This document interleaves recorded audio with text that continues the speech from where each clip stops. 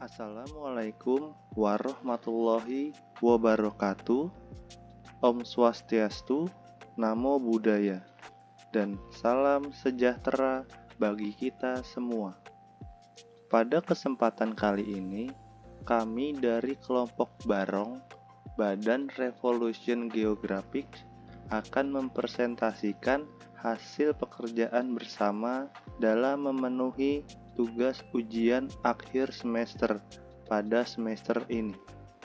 Adapun tema dari pekerjaan kali ini adalah perubahan iklim yang menyebabkan pencemaran air sungai. Adapun anggota dari kelompok ini ada Harfid Thorik Rabbani, Muhammad Sodik Fajar, Rifki Ramadan, dan Oktav Dwi Karmando. Mengapa air sungai kita tercemar? Untuk poin pertama, pengaruh perubahan iklim. Perubahan iklim adalah perubahan dalam komposisi kimia dan fisik atmosfer bumi yang dapat menyebabkan perubahan dalam cuaca dan kondisi iklim. Perubahan iklim tersendiri yang dapat menyebabkan penyimpangan dalam cuaca dan iklim, seperti meningkatnya temperatur, meningkatnya curah hujan, dan meningkatnya level laut. Kemudian perubahan iklim dapat menyebabkan penyimpangan dalam cuaca dan iklim yang dapat menyebabkan penurunan tingkat air sungai dan peningkatan tingkat kesuburan tanah. Hal ini menyebabkan penurunan kualitas air sungai dan pencemaran air sungai. Poin 2 adalah dampak perubahan iklim. Dampak dari perubahan iklim yang menyebabkan penurunan tingkat air sungai adalah berkurangnya ketersediaan air bersih yang dapat menyebabkan kekeringan dan kekurangan air bersih. Hal ini dapat menyebabkan peningkatan kemungkinan terjadinya penyakit akibat kurang air bersih dan sanitasi. Selain itu, perubahan iklim juga menyebabkan pencemaran air sungai. Hal ini dapat menyebabkan berkurangnya kualitas air sungai dan menyebabkan kerusakan ekosistem di sekitar sungai. Hal ini dapat menyebabkan kerusakan pada ikan, tanaman di sekitar sungai maupun habitat lainnya. Kemudian poin 3 mengenai pencemaran air sungai. Pencemaran air sungai adalah kondisi di mana kualitas air sungai terganggu karena adanya bahan kimia, limbah, dan material lainnya. Material tersebut yang dibuang ke sungai.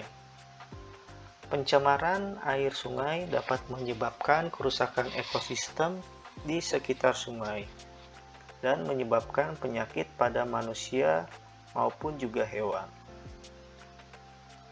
Pencemaran air sungai dapat disebabkan oleh berbagai hal, termasuk limbah domestik, industri, sampah, dan polusi udara. Pencemaran air sungai dapat menyebabkan berkurangnya kualitas air yang dapat menyebabkan berbagai penyakit dan kerusakan ekosistem. Dampak positif dan negatif dari pencemaran air sungai. Pencemaran air sungai dapat menyebabkan keuntungan ekonomi jangka pendek dengan mengurangi biaya pembuangan limbah bagi industri dan pelaku bisnis, namun juga dapat menyebabkan kerusakan ekosistem yang tidak dapat diperbaiki dalam waktu singkat. Pencemaran air sungai dapat menyebabkan penyakit pada manusia dan hewan, serta mengurangi kualitas air yang dapat digunakan untuk berbagai keperluan sehari-hari. Kerusakan ekosistem. Kerusakan ekosistem di sekitar sungai dapat disebabkan oleh pencemaran air sungai. Kerusakan ini dapat menyebabkan berkurangnya populasi ikan dan tanaman di sekitar sungai. Hal ini dapat menyebabkan berkurangnya produksi ikan dan tanaman dan menyebabkan penurunan kualitas air sungai. Kerusakan ekosistem di sekitar sungai juga dapat menyebabkan berkurangnya populasi hewan dan burung di sekitar sungai. Hal ini dapat menyebabkan berkurangnya ketersediaan makanan alami dan menyebabkan kerusakan lingkungan yang lebih luas. Konsekuensi pencemaran air sungai. Konsekuensi dari pencemaran air sungai adalah berkurangnya kualitas air sungai dan kerusakan ekosistem di sekitar sungai. Hal ini dapat menyebabkan berkurangnya populasi ikan dan tanaman di sekitar sungai, berkurangnya produksi ikan dan tanaman, dan berkurangnya ketersediaan makanan alami. Selain itu, pencemaran air sungai juga dapat menyebabkan berbagai penyakit pada manusia dan hewan. Hal ini dapat menyebabkan berkurangnya kualitas kesehatan dan kesejahteraan manusia dan hewan di sekitar sungai. Kesimpulan, perubahan iklim menyebabkan penurunan tingkat air sungai dan pencemaran air sungai. Hal ini dapat menyebabkan berkurangnya kualitas air sungai dan kerusakan ekosistem di sekitar sungai. Hal ini dapat menyebabkan berkurangnya populasi ikan dan tanaman di sekitar sungai, berkurangnya produksi ikan dan tanaman, dan berkurangnya ketersediaan makanan alami. Selain itu, pencemaran air sungai juga dapat menyebabkan berbagai penyakit pada manusia dan hewan. Hal ini menyebabkan berkurangnya kualitas kesehatan dan kesejahteraan manusia dan hewan di sekitar sungai. Berikutnya adalah proses menganalisis data pencemaran air sungai yang terjadi di Provinsi DKI Jakarta. Aplikasi Orange Data Mining adalah sebuah alat visualisasi dan analisis data open source yang memungkinkan pengguna untuk melakukan berbagai tugas seperti pemrosesan data, visualisasi data, dan permodelan. Aplikasi ini ditulis dalam bahasa Python dan dibangun di atas Orange Library yang menyediakan berbagai macam kemampuan visualisasi dan analisis data. Aplikasi ini cocok untuk pengguna pemula maupun yang sudah ahli, karena menyediakan antarmuka yang sederhana dan mudah digunakan, sambil juga memungkinkan analisis yang lebih lanjut melalui penggunaan skrip Python. Aplikasi ini dapat digunakan untuk berbagai macam aplikasi seperti riset pasar, segmentasi pelanggan, dan permodelan prediksi.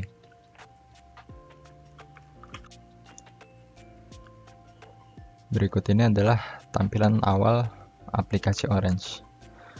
Langkah awal untuk melakukan analisis data yaitu memilih menu New untuk memulai perhitungan mining baru. Setelah itu, lalu kita pilih widget file di dalam menu data.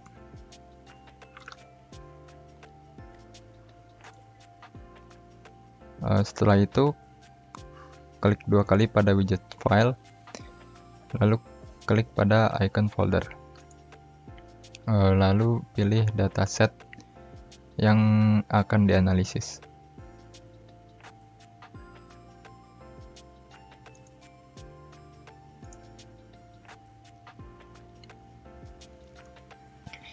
Dataset yang kelompok kami gunakan untuk dianalisis adalah dataset yang berisi analisa kualitas air sungai di Provinsi DKI Jakarta. Setelah dipilih, lalu akan muncul tampilan preview dari data yang dipilih.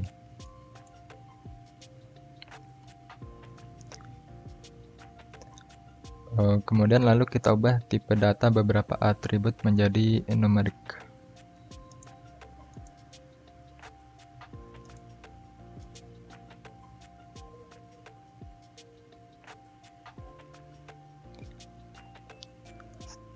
Setelah itu kita klik apply.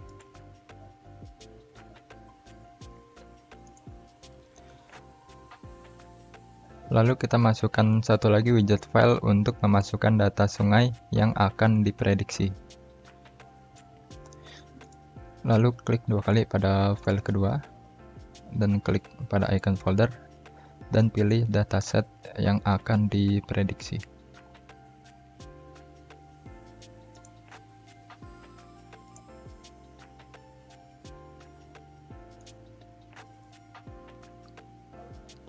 Lalu hubungkan file dengan data table untuk melihat data yang sudah dimasukkan.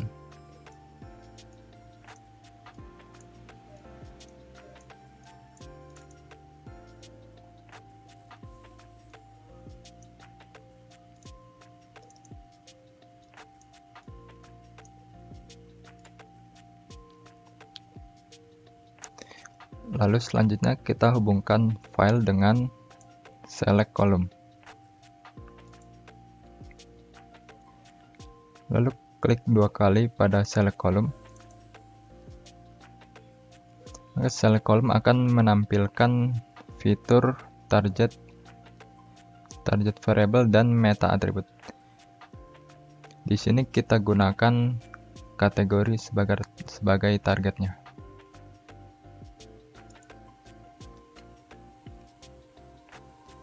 Lalu hubungkan select column dengan metode naive Bayes, yaitu bertujuan untuk memberi input berupa data dan preprosesor dan menghasilkan model dan learner.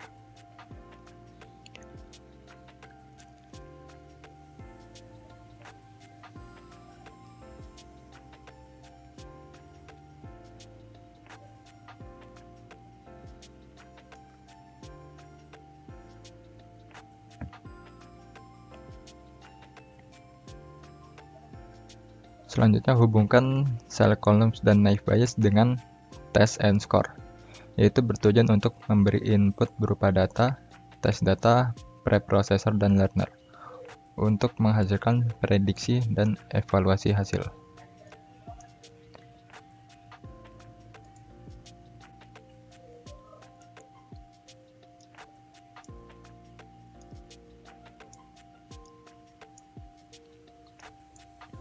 Lalu klik 2 kali pada test and score. Dapat dilihat bahwa dengan menggunakan metode naive Bayes, presisi data ini memiliki persentase sebesar 91,2%. Artinya memiliki akurasi yang cukup tinggi. Lalu selanjutnya hubungkan test and score dengan confusion matrix.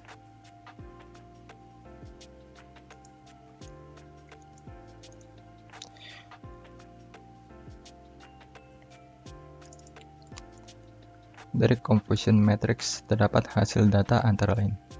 Dari jumlah 57 data dengan klasifikasi cemar berat, terdapat 57 data dengan pencemaran dengan prediksi yang sesuai dengan data aktual. Dan juga dari jumlah 33 data dengan klasifikasi cemar sedang, terdapat 20 data pencemaran dengan prediksi yang sesuai dengan data aktual. Selanjutnya kita tambahkan model visualisasi data distribution.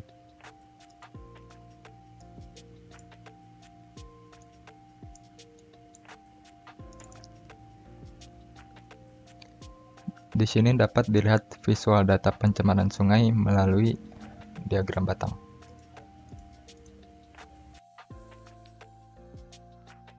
Pada visualisasi data ini dapat dilihat bahwa 1. Pada Sungai Ciliwung, Istiqlal sampai Gunung Sahari, terjadi presentasi pencemaran dengan kategori cemar berat sebesar 100%. 2. Pada Sungai Ciliwung, Manggarai sampai Pik, terjadi presentasi pencemaran dengan kategori cemar berat sebesar 100%. 3. Pada Sungai Angke, terjadi presentasi pencemaran dengan kategori cemar berat sebesar 100%. 4. Pada Sungai Ciliwung, Depok, sampai Manggarai, terjadi presentasi pencemaran dengan kategori cemar berat sebesar 84%. dan persentase pencemaran dengan kategori cemar sedang sebesar 16%. 5. Pada Sungai Ciliwung, Istiqlal sampai Pluit, terjadi persentase pencemaran dengan kategori cemar berat sebesar 88% dan persentase pencemaran dengan kategori cemar sedang sebesar 12%. 6. Pada Sungai Ciliwung, Manggarai sampai Istiqlal, terjadi persentase pencemaran dengan kategori cemar berat sebesar 100%. 7. Pada Sungai Cipinang, terjadi persentase pencemaran dengan kategori cemar berat sebesar 50% dan persentase pencemaran dengan kategori cemar sedang sebesar 50%. 8. Pada Sungai Angke, terjadi persentase pencemaran dengan kategori cemar sedang sebesar 100%. 9. Pada Sungai Krukut, terjadi persentase pencemaran dengan kategori cemar berat sebesar 45% dan persentase pencemaran dengan kategori cemar sedang sebesar 55%.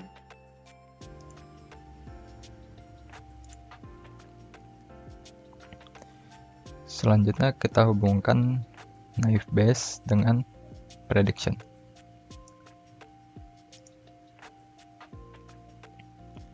Lalu hubungkan juga file yang akan dites dengan prediction.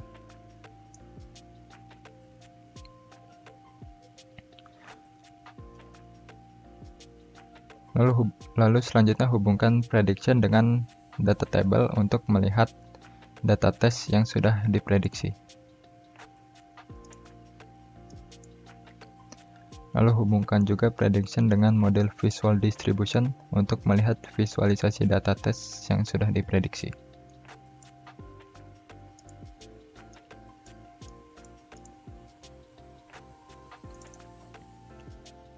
Berikut ini dapat dilihat hasil data tes dan hasil prediksi yang sudah dilakukan.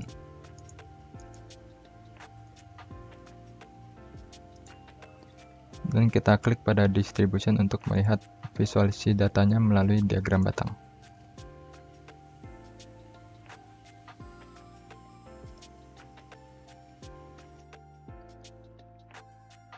Pada visualisasi data ini dapat dilihat bahwa pertama, pada Sungai Kalibaru Barat terjadi persentase pencemaran dengan kategori cemar berat sebesar 67% dan persentase pencemaran dengan kategori cemar sedang sebesar 33%.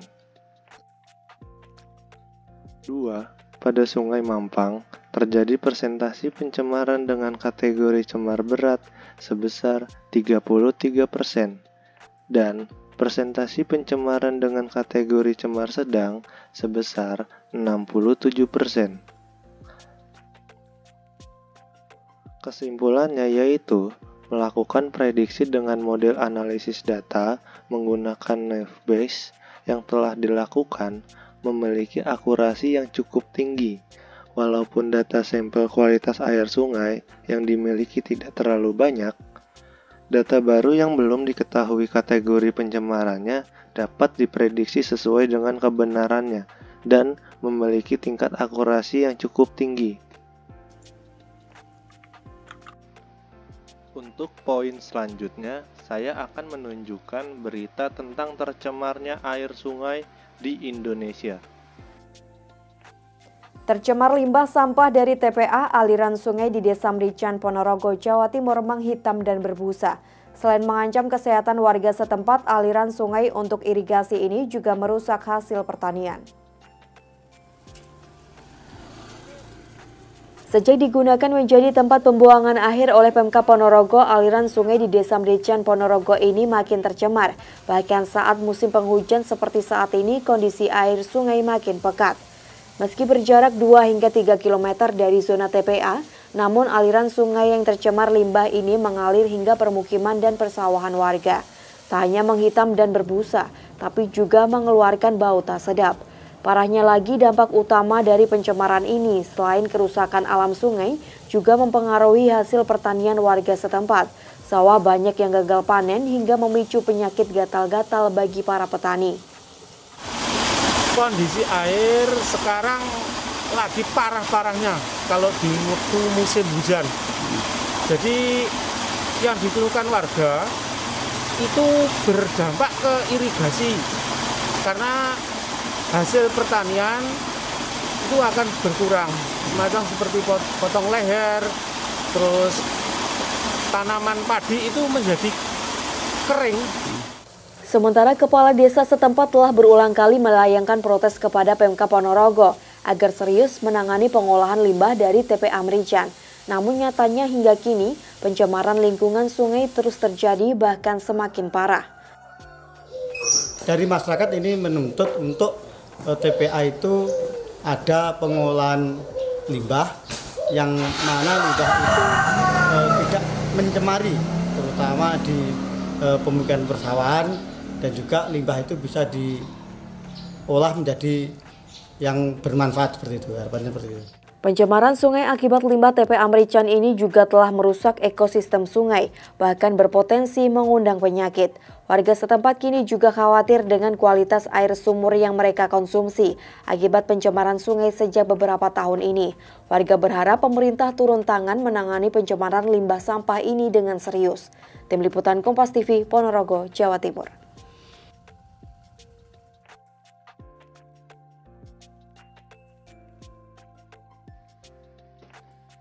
Di berita tadi, kita dapat melihatnya bahwa salah satu air sungai di Ponorogo, Jawa Timur tersebut sudah berwarna hitam. Bahkan, sampai ada yang berbusa dan juga sudah mengeluarkan bau yang tak sedap. Dampak yang diterima warga dari tercemarnya air tersebut mempengaruhi hasil pertanian warga setempat. Dari sawah yang gagal panen, hingga sampai penyakit gatal ke para petani. Guru Besar Fakultas Kehutanan Universitas Tanjung Pura Pontianak, sekaligus Ketua Forum Daerah Aliran Sungai, Profesor Gusti Hardiansah, menyatakan banjir yang melanda Kalbar disebabkan perubahan iklim dan cuaca akibat fenomena La Nina. Selain itu, pendangkalan daerah aliran Sungai Kapuas juga jadi faktor lainnya. Menurut data BPDA SHL, Sungai Kapuas hanya dapat menampung sekitar 12.000 meter kubik air per detik. Sementara, data dari BMKG, curah hujan tinggi beberapa pekan terakhir mencapai 16.000 meter kubik per detik. Sehingga ada setidaknya 4.000 meter kubik air yang tidak bisa ditampung Das Kapuas akibat pendangkalan dan meluap ke permukiman. Ditambah lagi, Sungai Kapuas masuk dalam 11 das bermasalah di Indonesia. Hujan itu hampir 16.000 meter kubik per detik. Nah, jadi kalau dikurangi 16.000 kurang 12, ada 4.000 meter kubik per detik. Siapa yang nampung? Nggak ada yang bisa nampung. Jadi 5 kabupaten tadi nggak berani nampungnya. Air itu bayangkan 4.000 meter kubik, 4.000 kalau kita kalikan 10 menit saja kalikan 60, berapa juta kubik itu air itu. Nah akhirnya air ini kan harus keluar. Nah, karena dia terperangkap. Mengapa dia terperangkap? Sungai Kapuas itu tidak lurus kayak jalan tol. Dia berkelok-kelok, maider istilahnya. Dalam dia punya endapan, kalau bahasa Pak Gubernur itu pendangkalannya itu betonton. Nah itu menyumbat. Sehingga air itu pun tidak keluar. Dari hulunya sulit keluar. Ia menambahkan, pendangkalan das terjadi karena pengelolaan hutan yang tidak ramah lingkungan, seperti penanaman sawit hingga ratusan hektar sehingga mengganggu serapan air. Dari data KLHK, dari 14 juta hektar luas Kalbar, ada 1,5 juta hektar lahan kritis di hutan produksi HTI karena tak ada aktivitas penghijauan. Profesor Gusti meminta agar adanya evaluasi menyeluruh serta penegakan hukum yang tegas pada pihak yang terbukti melanggar. Doris Pardede, Kompas TV, Pontianak, Kalimantan Barat.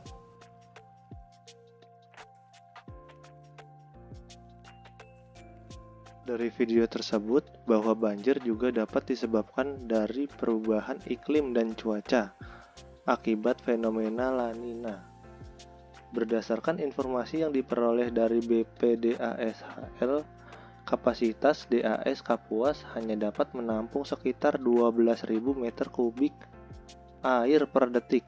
Namun, BMKG mencatat bahwa curah hujan beberapa pekan terakhir mencapai 16.000 meter kubik per detik.